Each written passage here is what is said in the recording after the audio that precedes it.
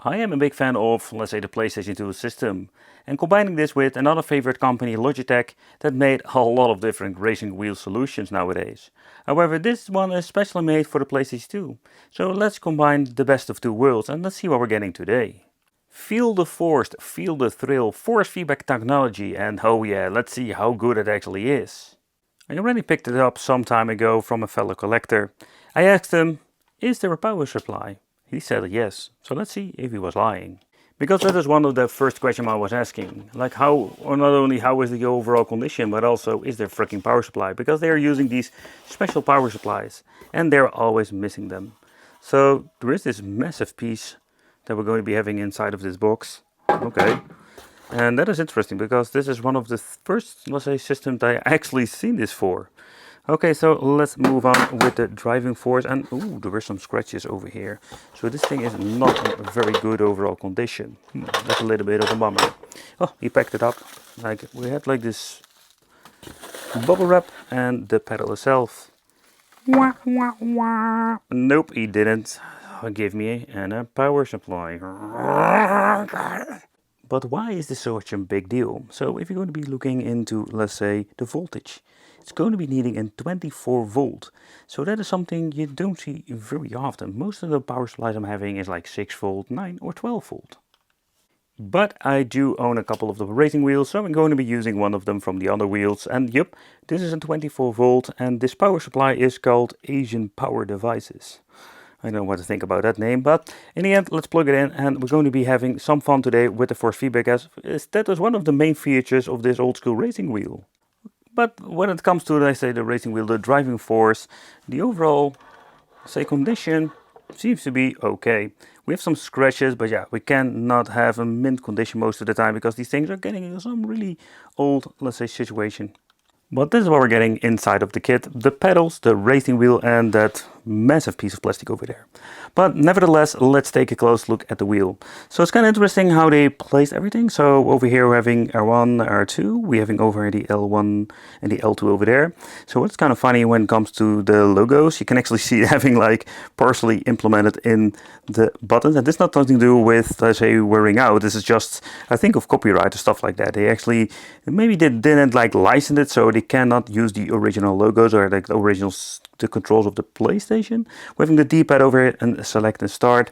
So we're going to be looking at, let's say, the configuration of the back of the shifters. There is no micro switch, so So next up we're going to be having the pedals. The pedals is the same situation that we have seen before with all of them. We do have two different pedals, but nothing really fancy over there. So really old school. And of course with the mounting of the wheel, it's going to be the easy old school lock mechanism that I've used with many of the devices. But let's do a little bit chit chat about that massive piece of plastic. So what's going on with this? I'm guessing this is actually going to be something that you're going to be using for if you want to put this thing on your lap or some kind. But I just wanted to show you anyway. It's kind of interesting. You can just go to be sliding this in like a freaking transformer or some kind. And you can just actually use the racing wheel on your lap or some kind. It looks like a freaking transformer.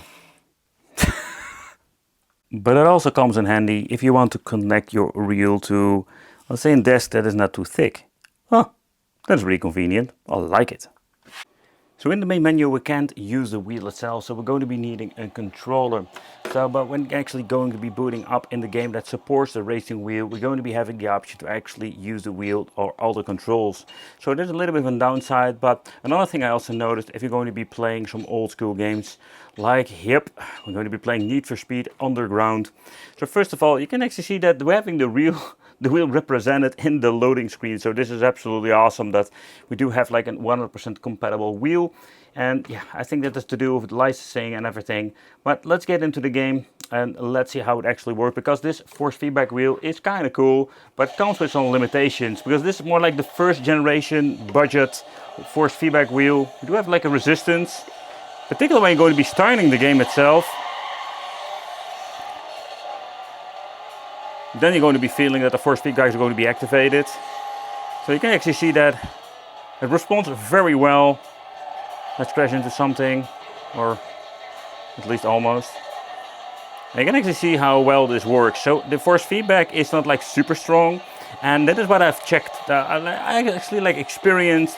However, this is going to be absolutely a lot of fun. And yeah, we have tested out a lot of cheap racing wheels, ones with only rumble function, but this is absolutely next level. However, I must say, if you're going to be looking into some really expensive Logitech ones, yeah, that has real force feedback. So everything you're going to be feeling when it comes to like the grip, now it just actually steers a little bit for you. You can just feel the rumble. That is one of the things, but I do feel the details of actually playing the game.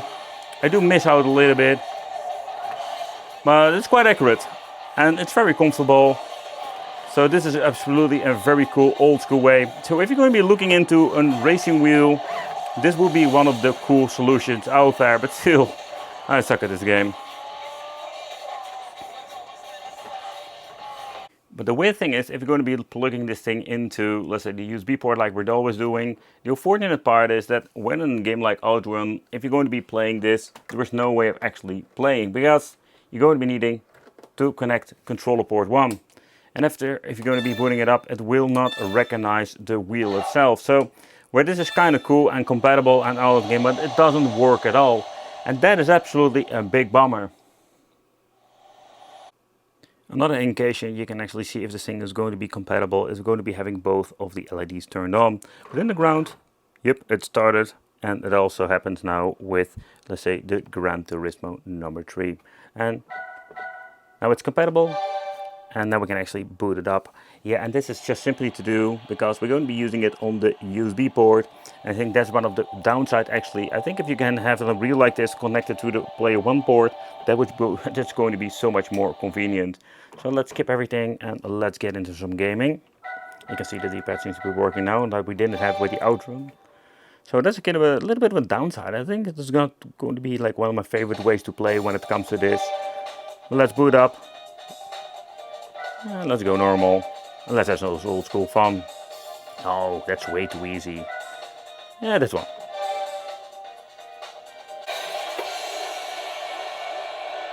We do have analog when it comes to the pedals. You can see I can actually mess with acceleration. Yep, we can do that. Whoa. So first impression, the feedback on this thing is so much better than with the Need for Speed Underground game. You can actually see like what's going on. Yep. So it's not like a super strong force feedback, but wow, this is really cool. And you can actually see that these games were made, or at least were perfectly made for a racing wheel like this. Oh, my freaking pedals under my desk keep moving. It's like really annoying. Let's go!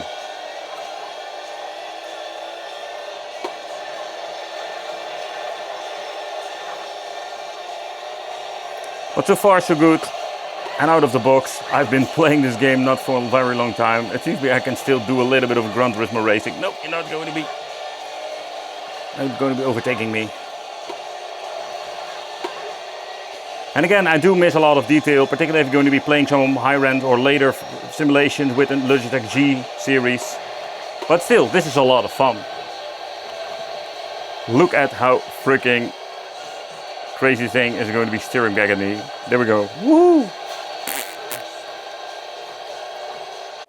The Logitech driving force on the PlayStation 2 is a lot of fun. And yeah, the pedals are great, however, great in a way, like they're responsive. But you know, playing some old school Gran Turismo with a racing wheel like this is absolutely something you should consider if you love this old school racing. But compatibility wise, it is a little bit disappointing. We couldn't play a lot of games, so I actually stopped testing it out. It's more like a hit or miss which game is actually compatible. Both of the LEDs need to start blinking, or at least like turning on, otherwise you cannot even use this freaking thing. The force feedback is quite okay, but yeah, it's not comparable with, let's say, the newer versions of the Logitech Racing series. Thank you all for watching, and it would be great to see you in the next video.